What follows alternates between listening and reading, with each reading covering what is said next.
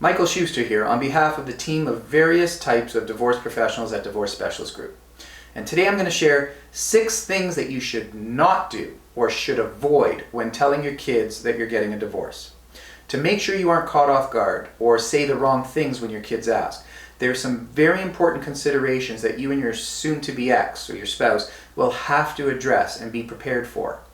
Questions and things such as how and when to tell them, how much you should share with them during and after that initial conversation, how your children might react, and how do you handle their questions.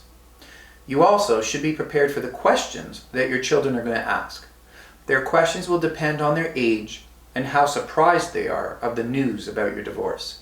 Children living with high parental conflict or high emotional turmoil at home for a long period of time may not be surprised by this discussion. They'll be taken back, but they may not be surprised.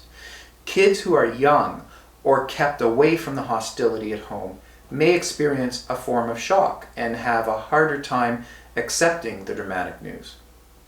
Mainly, kids will want to know how the divorce is going to affect them. Like I outlined in one of our other videos, they're going to ask things like, where will I be living?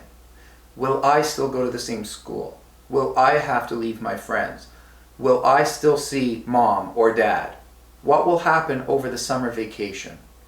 And you don't have to have all of the answers at the time of your first conversation when you tell them, but you should be prepared with as many reassurances as you can provide them with.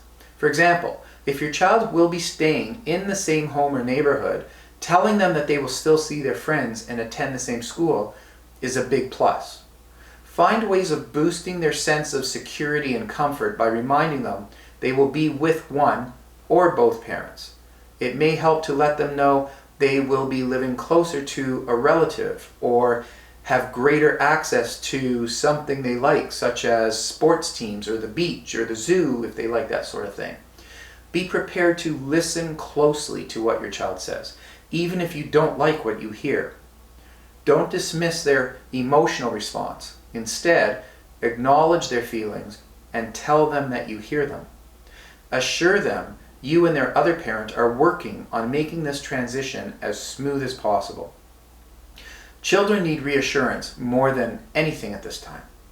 This includes hugs, expressions of love and support, caring feedback, and compassion. Put yourself in your kid's shoes before you respond to anything.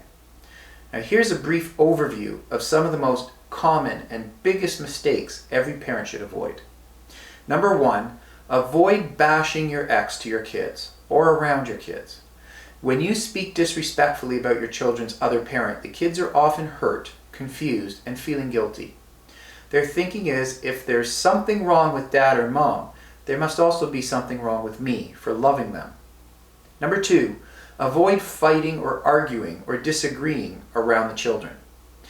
Keep parental arguments away from the children, even when they're sleeping or if you're on the phone with someone else and they can't hear the other side of the conversation. When they hear confrontation, they can't personally resolve, and it's frightening for them.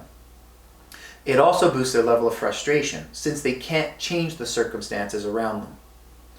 Number 3 is avoiding pressuring children to make difficult choices.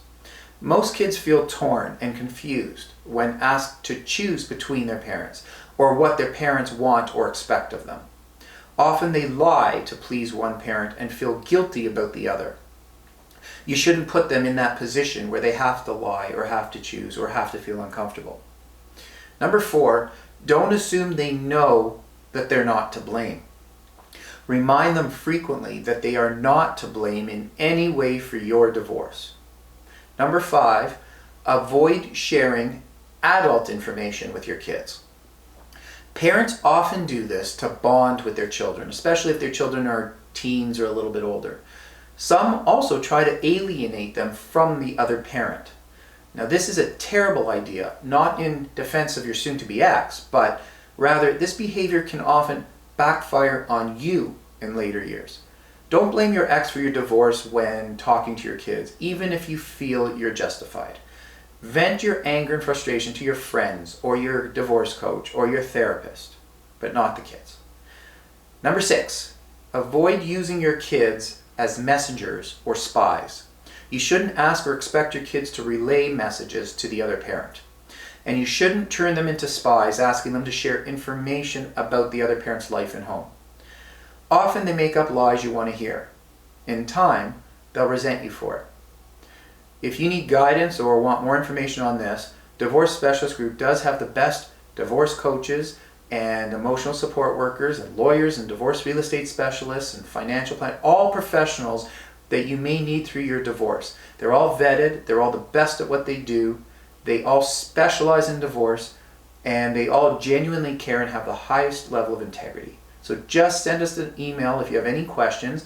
You can ask your questions, or you can also email us to request a free 30-minute consultation and we can answer your questions directly. Email is info@divorcespecialistgroup.ca. It's always strictly confidential. Emails, meetings, and everything are strictly confidential. There's never any obligation or pressure or sales pitches or anything like that. We just want to answer your questions and help you simplify the process. Thank you for watching. Don't hesitate to email us, and we do wish you well. Thank you.